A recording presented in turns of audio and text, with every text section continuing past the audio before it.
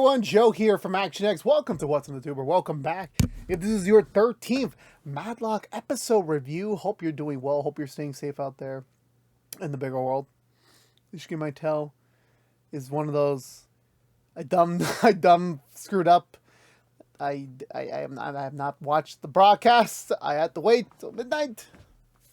So here I am, 1 a.m. in the morning as we approach the. We are officially, am I doing it right? 14, 56, 70. Not yet.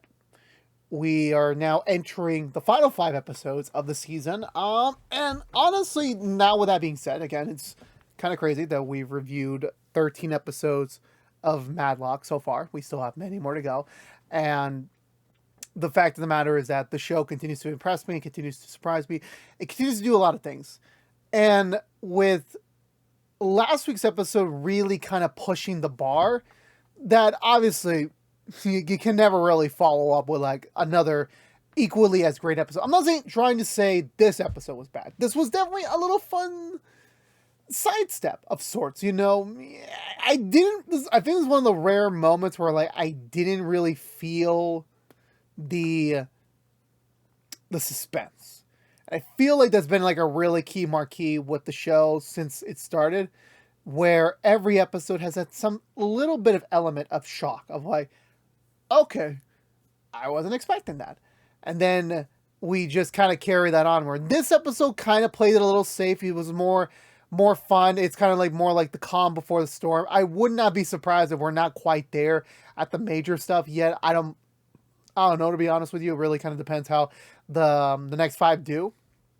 But at least for me, in my opinion, that I think this show definitely did, this episode did a lot in terms of just kind of like, you know, just kind of taking a stop marker and just seeing where all the relationships are at, you know. And I feel like that's perfectly fine, because, you know, you never want to add unnecessary filler.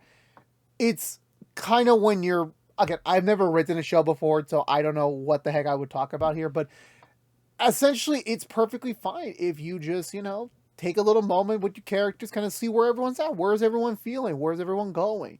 Kind of like taking, like, you know, one of those, you know, like, you know, just mandatory check-ins. Like, well, hey, how are you doing? What's going on? Where are we at right now? And I think this was kind of that episode. It didn't really, it did push the needle a little bit when it came to the overall case at hand here. It came up with some pretty interesting moments, kind of being a kind of pseudo Easter episode, which, at least in our timeline, we're not even close. We're in February right now when I'm recording it. Like, yeah, well, it's still February. I keep forgetting it's the 28th now.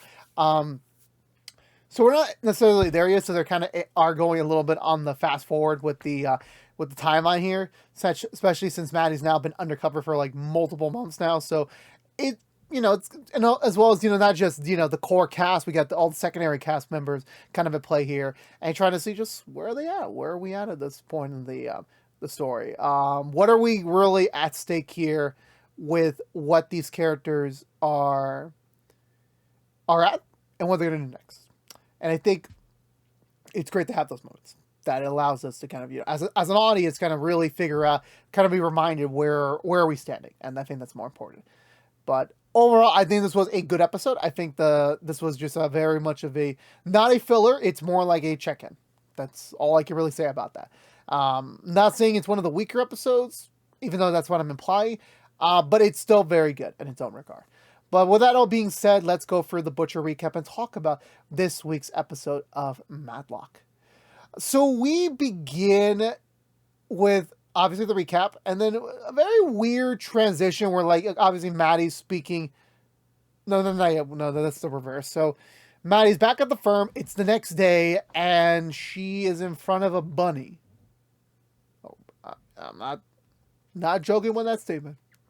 Well, actually, no. It's a senior's assistant dressed as the bunny who's test running the bunny costume, which senior just makes it a tradition that every Easter / pseudo family day that he wears a bunny costume to be engageful for all the kids coming into the firm for that day.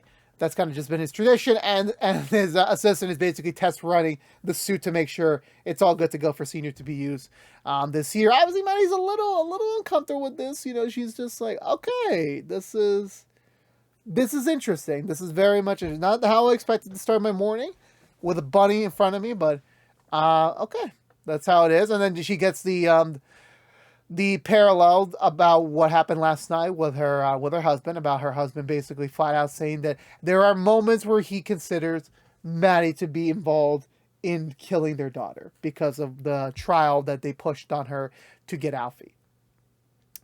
And then we kind of resume that argument where Maddie's like, you're right. There are moments where I even consider myself to be responsible. Obviously, the husband tries to backtrack it a little bit, trying not to make it seem like Maddie is the full guilty party. But Maddie admits it. Yes, there are moments where, like, you're right. Maybe I did push too far. And it, obviously we knew our daughter was not on the straight and narrow. She was on the verge of a crack. And, like, my actions didn't really help out in that function. And maybe, yeah, you're right. I am responsible for killing her daughter too. A part of it, not the whole thing. She still was the one who did the shot and still, went too far. Obviously, that's still within her. That was within her control. And now here was, again, Maddie's just trying to like trying to take it in stride, trying to figure out exactly.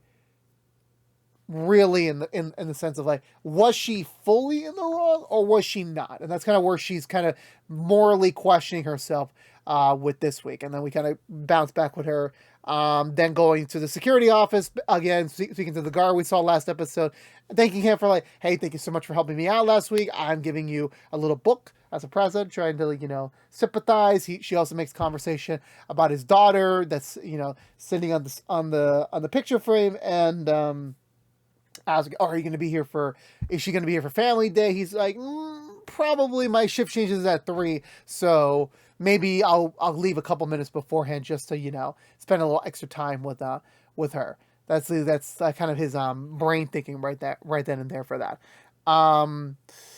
So again, remember, it's all part of the master plan. As Maddie the next morning reconvenes with her husband about everything and just kind of like, her next move is to get, damn, I forgot his name. It's Olympia's husband, Julian's whereabouts on the specific time frame that would have possibly led him into the marketing room that was the printouts for the opioids distribution. So that's kind of where she's looking at. That's kind of the cinch she needs to move along her case and officially pin it on Julian with that golden piece of evidence.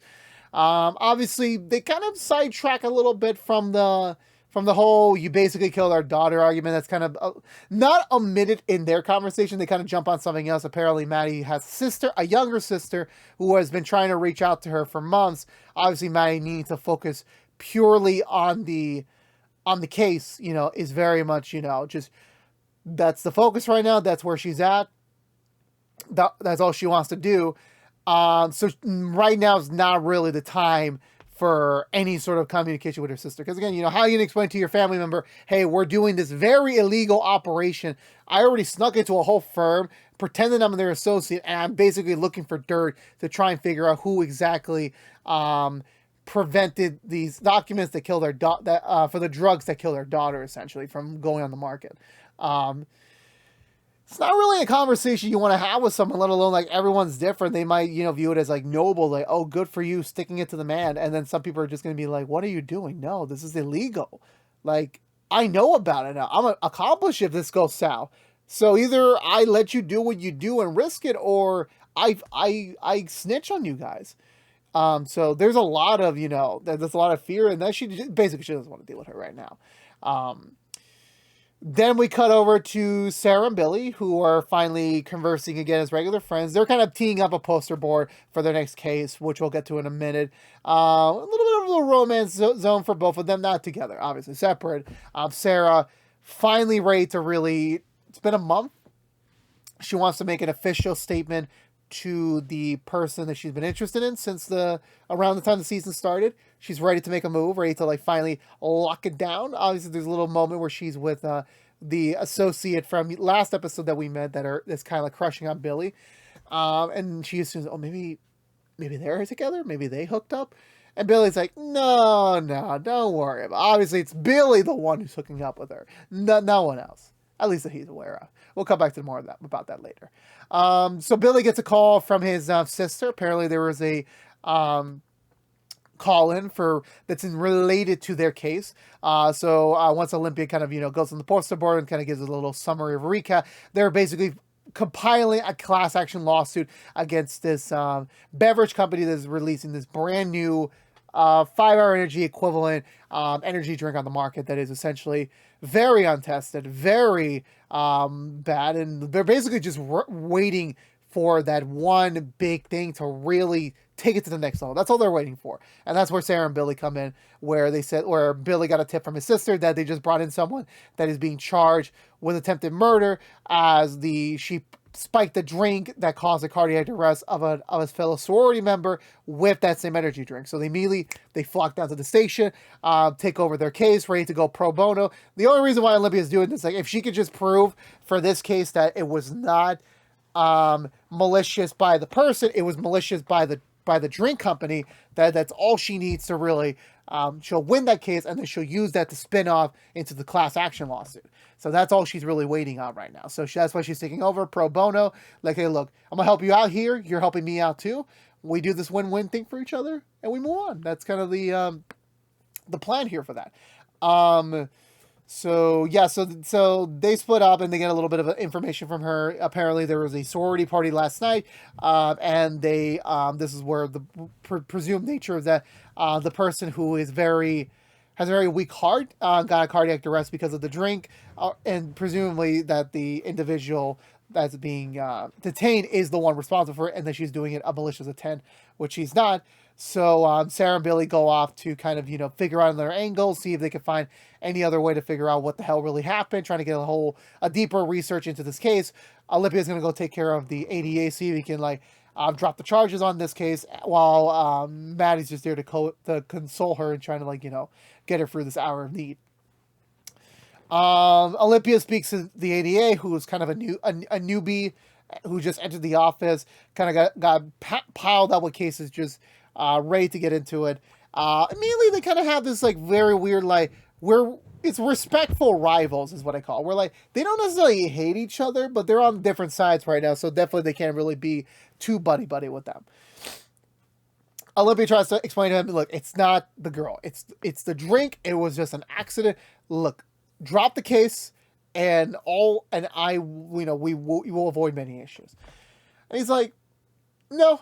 And also he gets a personal call from someone to let him know that the girl that fell into cardiac arrest has now passed away. So now officially the girl is going to be charged with manslaughter, which is the same time around that Maddie gets a call from Olympia herself, letting the girl know that, yes, you are going to be arrested. You are going to be detained in a cell. Do not worry. We will get you out as soon as we can. Just stay tight. Don't speak to anyone. Do not compromise this case before it begins. Obviously, she's scared. This is not what she was planning, but she gets taken away into a cell as, Maddie just has to look from afar, just realizing, that the suffering's kind of only just begun. Do we get anything else here that we just meet back up with all of them? I believe so, yeah.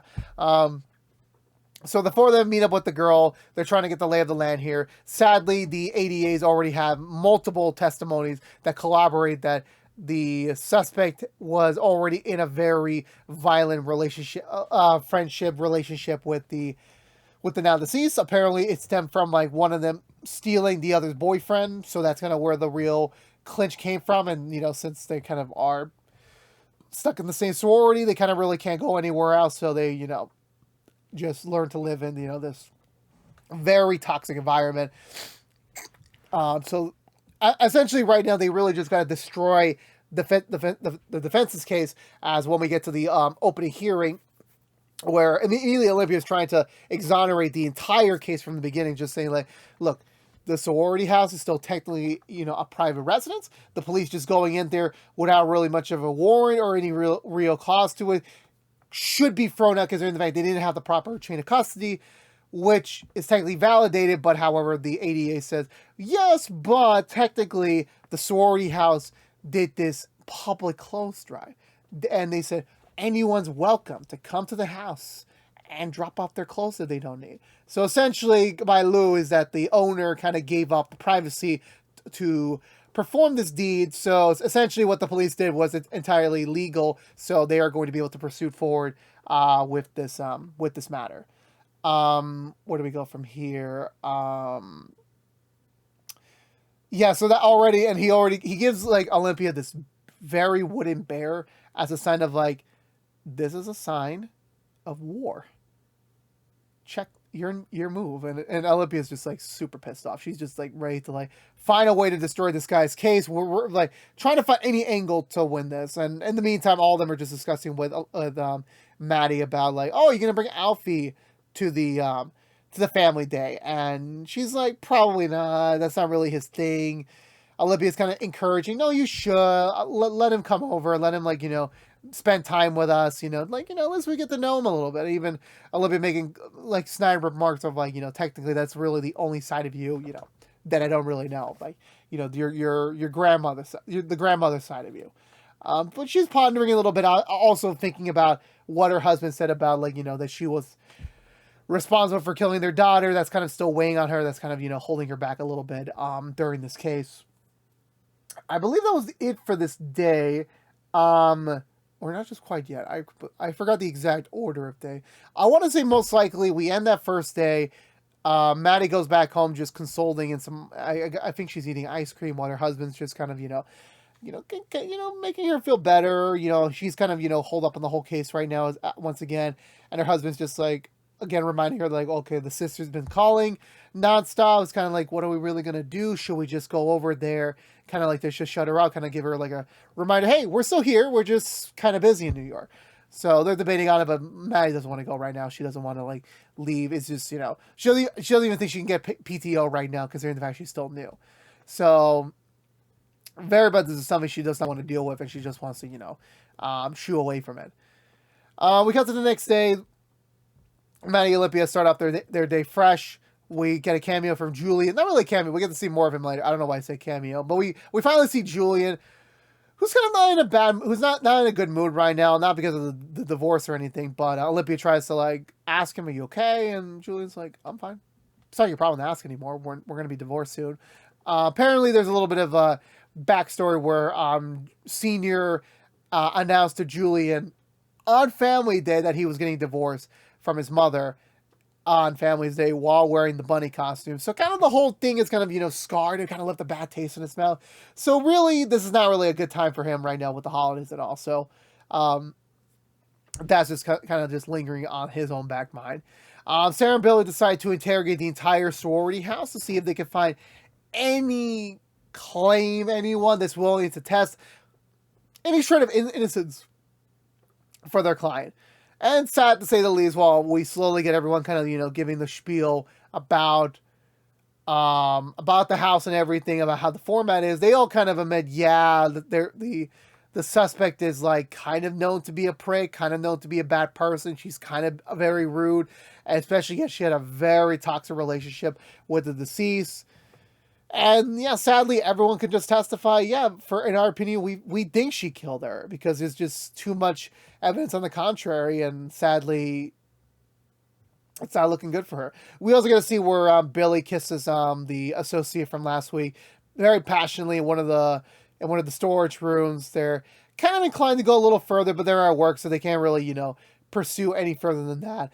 Even obviously, Billy's trying to keep this from the down low from Sarah, trying to make sure she doesn't know as well, because like, how do you feel when your own best friend is kissing / doing your mortal enemies? Like, it's not really something that's very comforting to say the least. I am trying to remember exactly where we go here. I eventually know. Okay, so I think the next point I remember was they eventually do get an update on the case. Apparently, there is now official documented receipts that has a registered ID transaction from their suspect, from their client, that proves she was at least supposedly at a liquor store where she purchased the energy drink. So, and she said she doesn't remember. She doesn't think she did it. It doesn't seem like the timelines match or anything. she eventually pulls out some photos from her phone saying that I was jogging in this area. So Olympia has Sarah and Billy basically jogging throughout New York in their professional outfits to demonstrate if it's anywhere possible that their suspect could be able to get to the liquor store in 19 minutes or less. That's basically their goal, and everyone's dying. Even Billy's kind of being super happy with his relationship. They don't really define it in this episode. We know they're like into each other, but they don't really define it much further than that. And Sarah's kind of teasing about it. She kind of really wants to know who it is, so she can kind of get the lay of the land with her, but we don't get much more updates than that, at least for right now. We're back at court where, following up on the receipt, Olympia attempts to undermine the owner's credibility as like a legitimate business, as he has had many different complaints and many different instances where he has sold alcohol to underage minors. However, the ADA argues that, okay, yeah, those are on record, but technically the owner here is not responsible for it, since like everyone knows there's a specific employee code that they have to enter for every purchase, and his employee code is not on these marked transaction, let alone her transactions. So you trying to undermine this specific associate / owner for the matter is incorrect, because technically he was not even part of it. So why are you trying to undermine someone that had no involvement in it? So sadly, Olympia is also one leg short on that front. And that's when Olympia gets a call from Sarah and Billy that they tried every single variation possible. There's absolutely no way you can get to the liquor store from her position in 19 minutes. So essentially she is telling the truth, so that does earn back their trust. But now it becomes even more of a question of like, who took her ID and everything.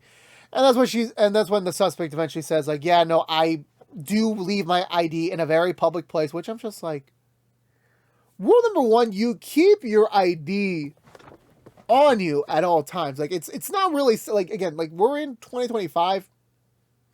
However, whatever universe or timeline we're in right now with this specific one, you don't really leave your ID in like especially when you're living in a public place. This is why, at least when I went to college, I never joined a fraternity or anything. I don't even think my campus had a fraternity. It was a private school.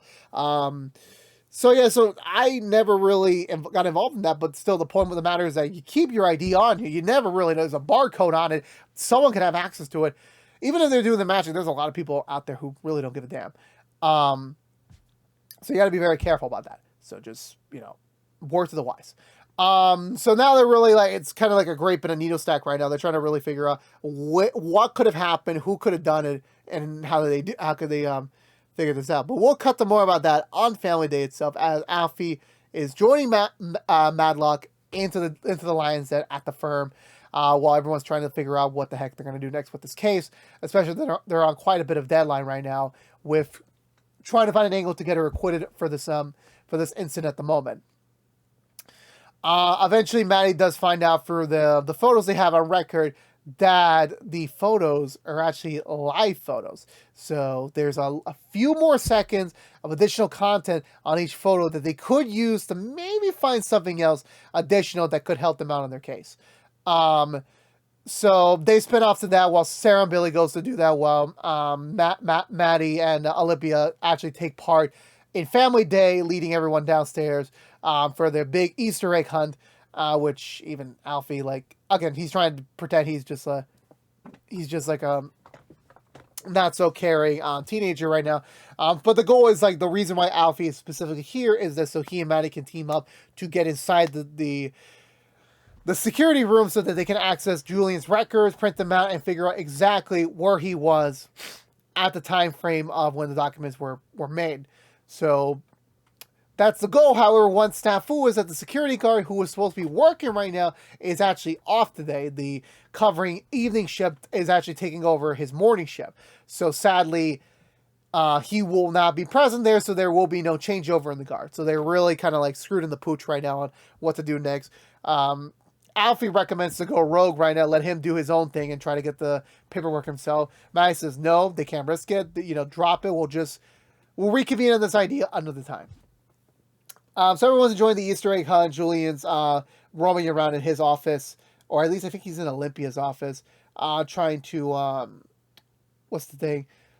trying to have fun with his kids. It's not that Julian's not has had the best last couple of months right now, so he's very much just trying to enjoy any fun time he can get right now. He looks through Olympia's closet where he finds out that she stole the bunny's head from Senior. So sadly, Senior cannot do his full bunny outfit this year, which is a good which makes Julian laugh a little bit. It's been so long since we actually seen him laugh. So Sarah and Billy's going for the live photos. Minor update on the romantic part. None of them have made an official move on their other person yet, so they're really kind of on sheep's head on that one. Until Billy discovers one of the live photos having an interesting peculiar sight, we head back to the courtroom where Olympia showcases via one of the sorority members' dad. There was a shot in a live photo that proved someone did take the ID. Specifically, it had a very specific bracelet that showcased one missing hoop, which was one of the sorority sisters got in trouble for that. So she puts them on blast, like, hey, look, if she's your current sister right now, you switching bracelets, which one of y'all did this? Because if you say it's a very strict system, it's got to be one of you. They don't fess up at first, but eventually, once they get it closer, zoomed in analysis, it does say a specific letter, which corresponds to one of them specifically, that quietly admits, okay, yes, we're the one who stole it. We didn't plan on it. It just happened. They regret doing it, but the damage is already done, sadly. So thankfully that's enough to get Olympia's client, to get the charges dropped, as there's just too much. There's too much that you cannot fully pin it on her. This was not a malicious act. This was not a conspiracy. It was just literally a fluke accident because of an unfortunate chain of events. Maddie goes to console the girl, who, even though she won't be going to prison, she's not going to be serving any commute related to this to today. Sadly, she still bullied someone. She still was kind of involved in getting her killed. And sadly for her, that is something she's going to have to live with for the rest of her life, because even though she never did it maliciously, she still was part of the chain of events. And it sucks, because maybe it's like, oh, what if I gave it to someone else who could have handled this better? Or maybe if I could have just not done it. You're always going to overthink every single decision you make. You just sadly have to trust the process and hope to the best that everything works out. That's really all you can do on that regard, because there's nothing much else you can do. What's done is done. But the important thing is that she will not be going to prison for this incident. So the core group returned back to the firm. Olympia reunites with her kids and Julian. They had a lot of fun. Even her and Julian have a little nice moment between them. And immediately they kind of go back into this, like, not the divorce, but of the partnership thing. And they're like, "Oh, bring it on! Like, I'm still gonna beat you at the end of the day." Maddie's looking around for Alfie. She can't find him anywhere. Everyone kind of joins forces to look for him, to no avail at first, until they find out that he was hiding in one of the private access staircases. So the security guard brings him back to Maddie, which she says, "Okay, I'm gonna take him home. I'm gonna put him on a bus right now to go home. Don't worry about this. I'll get this handled." So they head down to the elevator, which turns out this was all the elaborate ruse for the week, where Alfie was never planned to go to the security room by himself, but because everyone's gonna be focused on finding Alfie, that Maddie went into the security room while the security guard was going to go pick up Alfie, so she managed to print out the entire record, which honestly I have one little snafu with this idea. Wouldn't the security room have a security camera as well? It seems counterintuitive, I know, but you never really know, so it's just like, I don't know. The point I'm trying to say is that it just kind of seems odd that they don't have a security camera there. That would have definitely already proved Maddie's doing this very malicious activity right now. So Maddie gives the printout to Alfie to take it back home, and so that he could begin looking over and see what the next step is for them to follow, and if it does confirm Julian's involvement in hiding the documentations. But the case is basically over. I know Olympia is finishing up her paperwork for the day, and she gets a visit from the ADA she just beat. He gives her some of her client's belongings, trying to just talk a little bit, just casually about it. Olympia then moves into play if he's going to file a new lawsuit against the actual person responsible for this. He said, "I might. I don't know." Olympia basically forces him to basically do it because, you know, again, she's still responsible. And obviously he's just like, but you only care about the big class action. That's all you really care about. You didn't really care about the smaller people today. You just really cared about your big thing right now. Which she doesn't deny, but at the end of the day, you know, there is still some very malicious activities going on right now. But so it seems like we will come back to them at some other point. It seems that they're going to have a really good banter between them, hopefully speaking. Billy is caught getting a little canoodling time with the other associates. Sarah kind of sees a little bit of it, but that kind of gives her the motivation to go to her person who's standing by the private area of the firm. You know, they get a little flirtatious. Then Sarah kisses her. You know, it's been a whole month. She's ready. She's ready to take their relationship to the exclusive level. Like, no one else, nada. It's just you and me. Sadly, she says no. She is not a monogamous type of person. She's very much, you know, as much as she cares about Sarah, she does like Sarah. It's not really... Sarah, sadly, is not important enough for her to go exclusive. That she just rather maintain an open relationship. Which... The thing about that, it sucks, but at the end of the day, everyone is entitled to do what they want. Because that's their life. That's what they choose. You can't really do anything about it. And Sarah's basically asked, do you want to stay together? But we're open. So you get to go after other people. I get to go after other people. That's kind of the only way she's willing to make this work. And obviously Sarah's is kind of left speechless on the whole thing, as we don't get that response right now. We'll figure it out much later on. Maddie's about to get on her way out before she's kind of called over into Senior's office, where he's mending a sprained back, trying to look for the bunny head, revealing to have taken some marijuana gummies to kind of, you know, relieve the pain so he can kind of go back home. He and Maddie kind of talk a little bit about regret, about, you know, just drugs a little. Well, okay, marijuana is not really a drug. It's still classified as a drug, but, like, you know, not like a harmful drug anymore as it used to be. Even trying to toy Maddie around about, you know, you should try one. You know, what's the worst that can happen? So Maddie agrees, okay, fine, I'll try half a gummy, which she does. Seeing high Maddie was not on my bingo card for this season. It wasn't. Like, I honestly would be thinking, like, you're going to be high, you're not going to be fully there. You could actually let them slip. That's actually what I was afraid about, was like, was she going to let something slip and she can't backtrack it? Like, and she's high. She's not going to be able to, like, really do anything to get out of this right now. But thankfully, they were just focusing on regret. Senior was bringing up a story of, like, when he was younger, something happened to his younger brother, and he's never seen him again since that incident. And he just, at times, he would just say, I'm sorry, just kind of like it's a way of providing some comfort and acceptance in yourself. And he tries to get the same with Maddie, which obviously parallels what she's been dealing with her daughter. So you get to see a really visceral, emotional reaction from Maddie that essentially is going all the way to where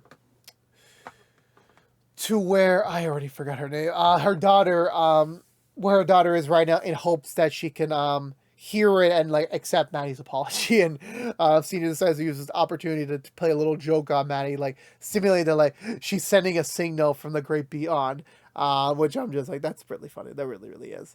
Maddie gets a text from Alfie, who later on follows up with a call. Apparently, Alfie left his wallet behind, which showcases his Westchester address, not his Queens address.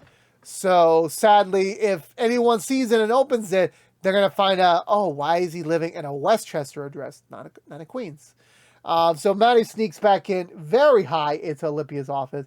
She grabs the wallet, and then Olympia catches her. Immediately recognizes, are you high right now? She's like, oh yes, very much. I'm just here to pick up the wallet. I'm here to go home. Olympia invites her to stay a little extra, you know, share some ice cream, you know, talk a little bit while, you know, she's kind of going through this. Maddie's like, no, I'm fine. I'm just getting better off to go home and just, you know, sleep it off there. So she kind of, like, struggles to get off, which I'm just like, yeah, she's going to feel that. She's going to feel the side effects later on. She returns home to a beautiful sight of freshly cooked pie. And as she's devouring it like a madman, which I really do respect, her husband shows up with a surprise.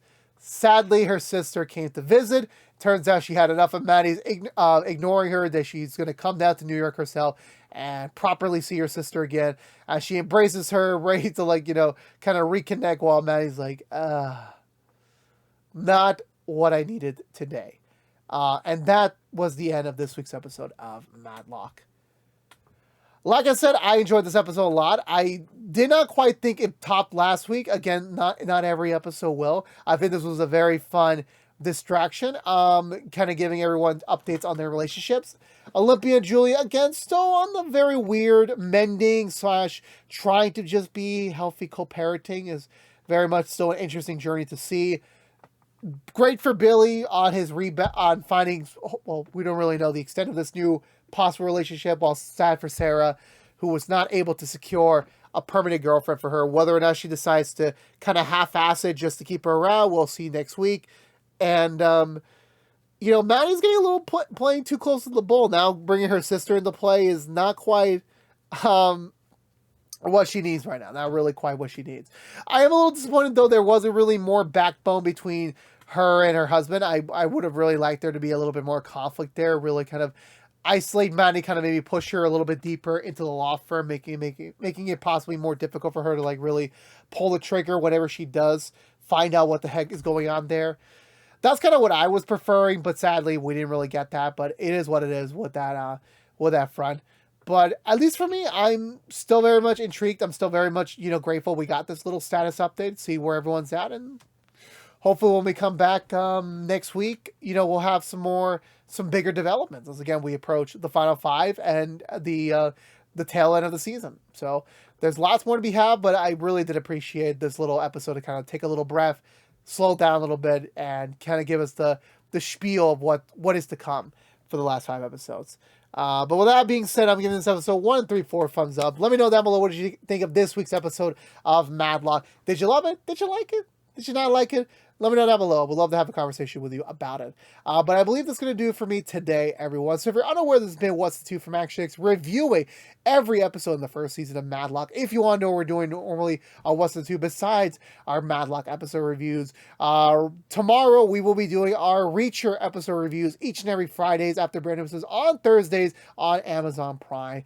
We're also doing Suits LA episode reviews each and every Sundays after brand episodes on NBC. And we're also doing Rookie episode reviews each and every Tuesdays after brand episodes on ABC.